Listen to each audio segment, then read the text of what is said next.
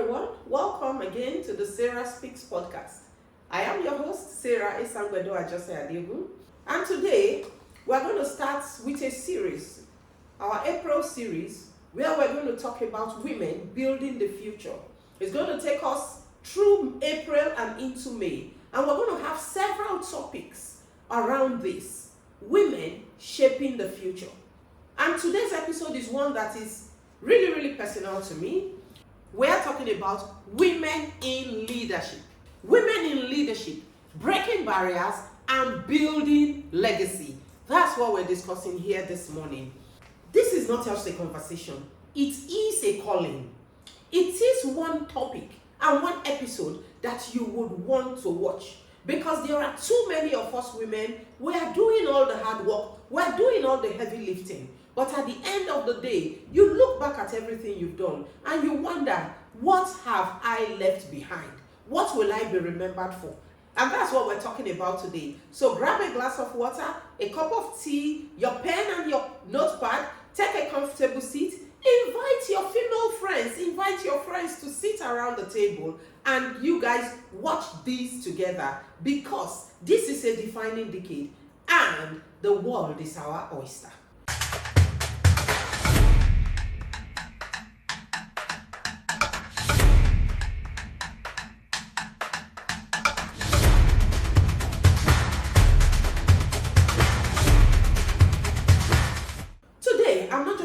To you as your podcast host. I'm going to reintroduce myself to you. Many people do not know, but I am a woman that has led businesses. I'm a founder, managing partner, chairman of several organizations. I sit on boards of different companies, offering strategic advice. I'm an ESG consultant. I have also led, not just in business, not just in organizations, multinationals, but also, I've sat on the highest level in state government, the executive council level in the state government. So when I come and sit to talk about leadership for women, I'm talking about it from a place of lived experience, whether in the community, in the society, in faith, I'm a Christian, in business, in careers, in government, I've sat at the table. And today, I'm going to take from all of that experience to have this conversation because too often, many of us pass through the door and we leave the women behind us struggling to keep that door open and also pass through. When we could easily have held that door open for the women coming after us to pass through. And that is what I'm doing here today. I'm going to share some nuggets. I'm going to share some of the challenges that I passed through as a woman in leadership to sit at the table where I sit today, because too often there are too few of us sitting on the table and the pie is big enough for all of us to share. So sharing the nuggets, giving you the experience, giving you the secrets, giving you the details does not diminish me. It enhances you so that we all rise together. And that's what we are telling more women to do. Share the pathway to your success so that more women can sit at the leadership table. So with all of these experience, not adding my experience as community content manager for shaping community businesses, believe me when I tell you what it means to break barriers that shouldn't have been there in the first place, barriers that you shouldn't have to cross. You need to break them to move forward. That's the reality of where we find ourselves. And over again, in my lived experience, I've had to smash those barriers to be able to move ahead. I have experienced it, I have overcome it, and I say, praise God. Here is the truth that we all need to understand. Leadership is not giving, it's taking. The role is giving. Leadership is something that you must take up. You must decide to lead. The fact that you have a leadership role does not mean that you are a leader. Leadership is never given. It is taken. How do you take leadership? Through preparation, through resilience, through audacity. We are not just participating in the future. We are shaping it. We are designing it. We are preparing for it and preparing the next generation for that future. Because we are the ones raising the next generation. So, how do you shape that future? As women in leadership, there are a lot of barriers that we face. There are visibility barriers. There's the old boys club. They go out in the evening, they take beer, they drink together. After work, you are rushing home. You need to go and do homework with the children. You need to go and cook. But they are going to the club. They are going to the joints. They are visible. There are also visibility barriers in the workplace that we need to talk about.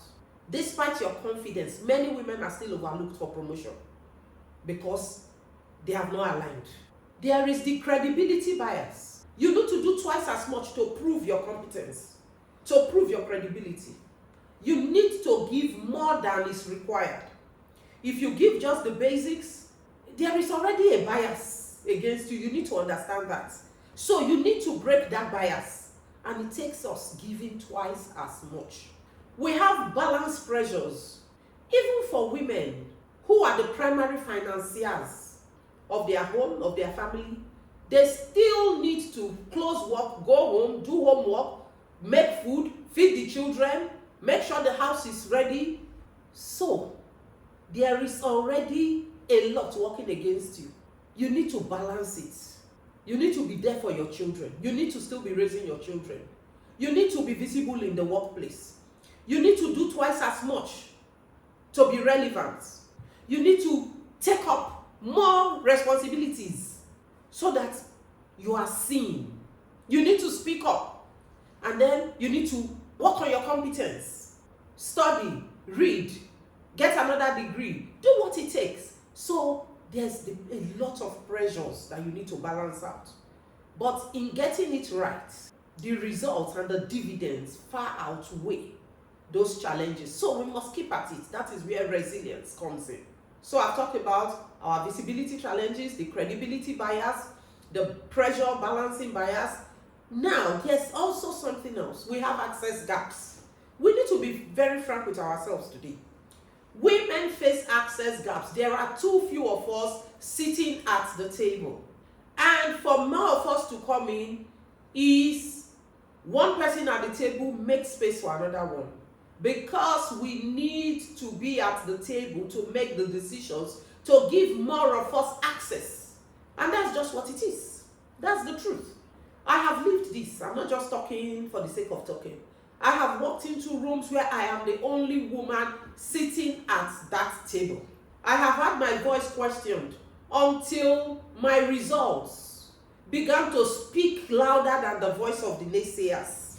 But I've learned one very fundamental message. If they do not allow you sit on the table, get up, go. Build your own table. I invite people to come and sit on it with you. Don't wait. You should know who you are. Don't let anybody diminish your star. If they refuse for you to sit on the table, get up, walk out, build your own table, and invite people to sit on that table with you. Enough is enough. Twice in my life now, I have walked away from what people termed very lucrative positions and opportunities. Careers that people will give their right eye for. But I took a walk because I would not allow anybody give me a label that I have not defined or accepted. When you sit on a seat that you believe is way beneath you, and you are not actively trying and striving to ensure that you get what is due to you, you have accepted the label. You are performing below capacity. And that is not where any of us should be. If in any of those situations, I had remained thinking about, job stability, thinking about the visibility and the power that came with those roles, I won't be where I am today. At times, when you dare to take a walk, you might not have everything clearly defined. You might not know what the next step or the next level is going to be. But because you are sure of your competence, because you are sure of your ability to deliver results, because you know that those who know you believe in your capability, you have the courage when it matters to take that walk, knowing that in the nearest future something is going to turn up, because I have proven myself through consistent delivery. I have proven myself in working in my values and my integrity. And that reputation is bigger than any salary, any business, whatever it is. It's worth its weight in gold. And let me tell you, breaking barriers is not noise. It is strategy. And I will share 4 pillars with you that have shaped my journey in breaking barriers, in sitting at the leadership table, in being able to add my voice to policy direction. 4 pillars that have helped me. One of them is clarity. Know who you are. I'm very clear. I don't compromise. I don't shrink. I don't keep quiet. This is me. And I'm proud of who I am and what I represent. If you do not define yourself, the world will misdefine you. And the Bible is clear. It tells us in Habakkuk, make the vision plain, write it on tables. What are the values guiding you in your business? What are the values guiding your life? Are you walking in those values? Are you compromising? Because a little compromise today, a little compromise tomorrow, the little foxes, that's what spoils the whole bunch. Clarity is your compass in a noisy world. Be clear. Define yourself. Courage. After clarity, know who you are. Courage. Because without courage, those values that you say you are going to stand by, this world is going to test you. The marketplace is going to test you. Are you going to be able to stand in the face of opposition? Are you going to be able to stand by your values when there is so much to lose? Are you going to be able to take a walk so that the naysayers do not define you? It takes courage. The Bible tells us that the righteous are bold as a lion. When you've stood by your values, when you've walked in your integrity, when you have delivered your work beyond expectation, you have done a fantastic, excellent job. You know it. So somebody cannot just come and talk to you anyhow and rubbish you. No. You have the courage to stand tall. You have the boldness to speak out. Courage is not the absence of fear. It is movement despite the fear. At times you are scared. At times you are afraid. At times things are not going well and you are almost going crazy. But you are bold. You stand.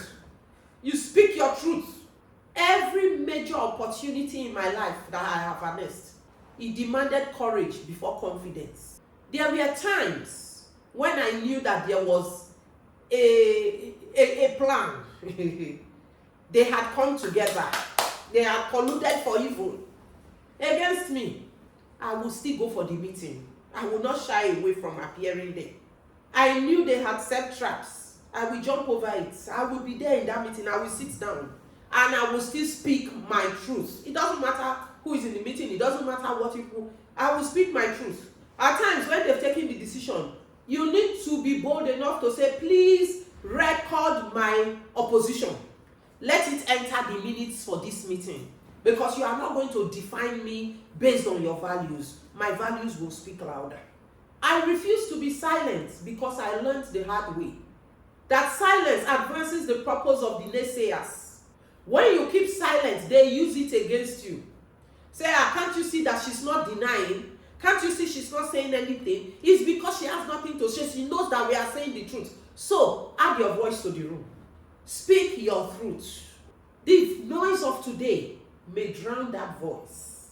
It has done that for me several times. There was an uproar, there was noise, lies. Because, these people, they can lie. They came up with stories that were completely false. But you know what? Throw your voice in the room. Don't be silent. Because even though the noise of today drowns it, the wisdom of posterity will hear it. And people with wisdom will ask, what did she say? What did she do? Don't be silent. You must be consistent in your excellent delivery. Build your capacity every day. Be a learner. There is no end to what you can learn. If you finish learning on leadership, please go and learn on sustainability. When you finish on sustainability, go to communications. When you finish communication, go to data analysis. There is something you can learn every day. How to use AI. Leadership is not built in moments. the highs. So you did the big events and you spoke beautifully there, suddenly you are a leader. They will applaud you. But true leadership is built in habits.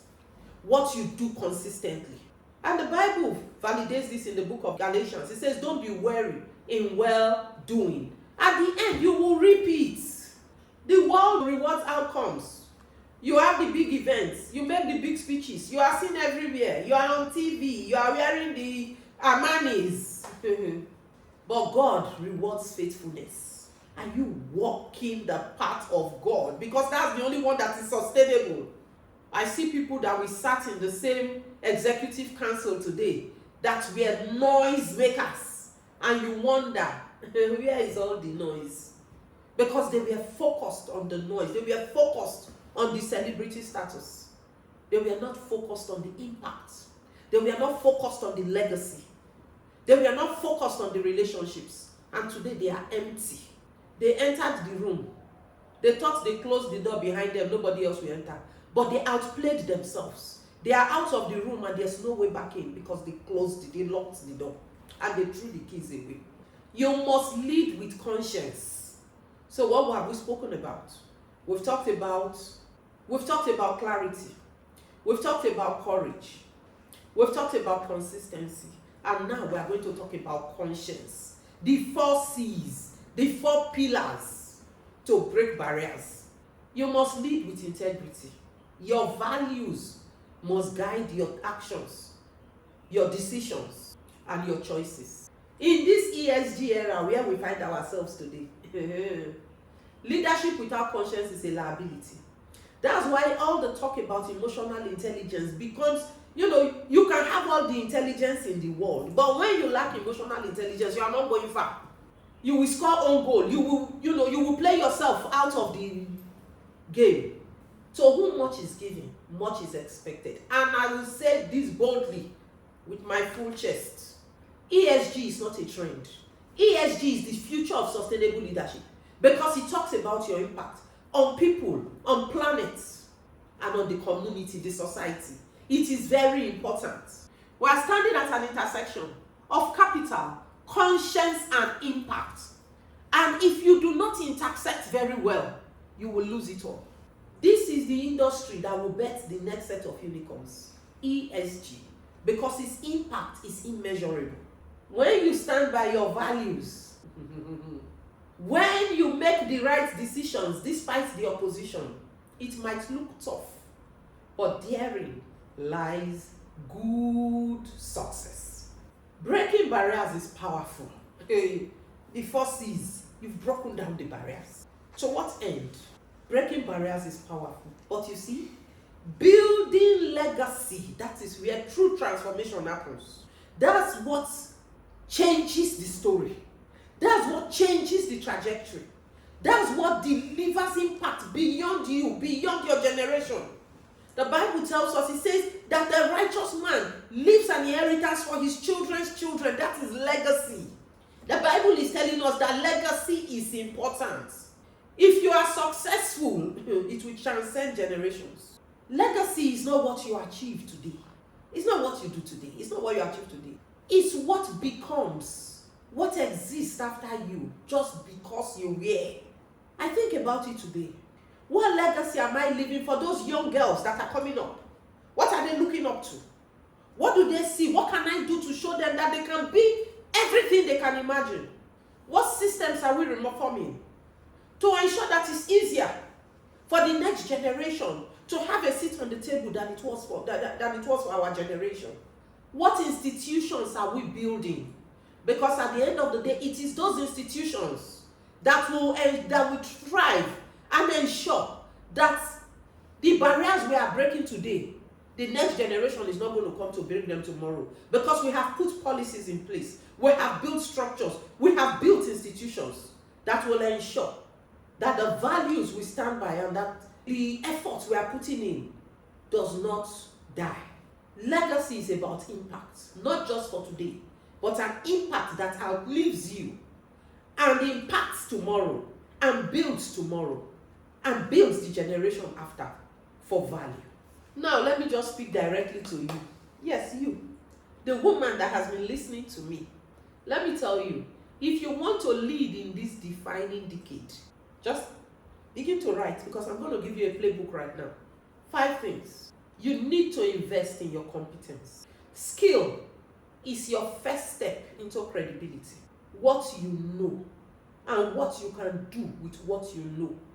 Competence is the first step to your credibility. Invest in it. You need to build strategic networks. Relationships open the door. Competence sustains you there. Without those meaningful relationships, you just might have all the competence in the world, but you won't be able to access the next level. Let me just say a big thank you to my mentor, Maureen Obona. She asked me, she said, Sarah, you know so many people. What are you doing with your relationships? She says they know you as Sarah, they know you as competent, but what have you told them about your vision and your aspirations? They need to know that you want to be on the table for them to open the door for you to get on the table. And she forced me, she said, write down 5 names. Later, she said, give me 10, and between us, we'll take it down to 5. I gave her 10 names, we drove it down to 5. And she said, visit these 5 people and tell them about your vision and where you want to go and what you want to do. And I tell you, I made those visits because I had the access. I had those conversations at the highest level. And you know what? I got seats on the table. I became an INED through those conversations. And that is where we must all aim to get to. Network is key. People are the key to your success. Relationships open the door. Competence sustains you there. 3, you must own your voice. Silence does not serve your destiny. In fact, in Christendom, we say a closed mouth is a closed destiny. Speak it into life. The words that you speak, they are alive. Speak it. Voice it out. Say it. Nobody can read your mind. It is only the Spirit of God that can read the heart of a man. Nobody can read your mind. So if you have that idea, put it in the room. What is the worst that can happen? They will say no. But what could potentially happen if they said yes? Own your voice. Understand the future. ESG, AI, sustainability. When they are talking about it, can you contribute? Know your business. When you get into a business forum, can you contribute? Know current affairs.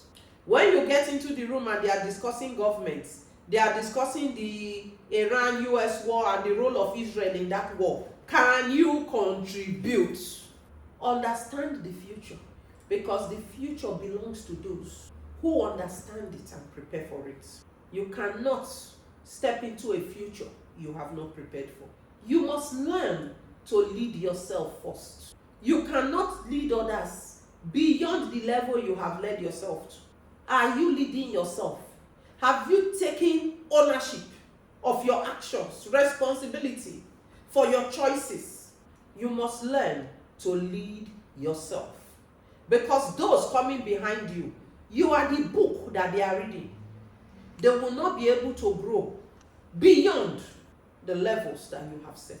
And the Bible tells us in the book of Proverbs that we are clothed with strength and dignity. When you look at yourself, are you clothed with strength and dignity? That is the pathway to sustainable success. Let me leave you with this. Where you are now, you are not too early, neither are you too late. You are not underqualified, you are only being prepared. Know your gaps, close those gaps. The future is not waiting for permission. If you are still waiting to get permission to move forward, you have already lost it. The future is not waiting for permission. The future is waiting for leaders. Those who will prepare themselves to take a seat at the leadership table. And as women, I tell you, we must not just rise to occupy space. We must rise to transform it. We must rise to inform it. We must rise to shape it and deliver the future that we desire. At this point, I'll say thank you for listening to the SarahSpeaks Podcast. This is April. Stay with us. April and May, because we'll be talking about shaping the future. As women, shaping the future. Defining this decade in the way that we want it to go. Defining a vision for your life and for yourself. People at times, they ask me, are you not doing too much?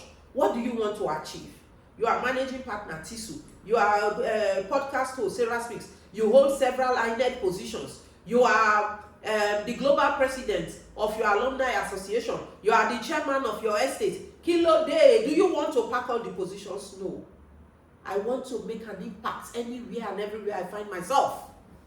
And being in a leadership position helps me to leave something behind, make an impact, shape the future, shape the trajectory, shape the story, and define what I want to see for the future. Because from today, I am in a leadership position where we are discussing, refining, transforming, and planning that future. And I challenge you today, lead with clarity, lead with courage, lead with consistency, and lead with conscience. On those pillars lie true leadership, lie true success. The future is not something we enter into. Say the future is coming, oh, you will just run into it. No. You create that future by the actions that you take today. So join me to create a better future for Nigeria, for your family, for your children, because our actions today is what will define and create the future that we seek. And through leading on these 4 pillars, we shape the future for the next generation. I am Sarah Esangbedo Ajosaya Diogo, and this is the Sarah Speaks Podcast. Join us for the next episode on shaping the future. Thank you.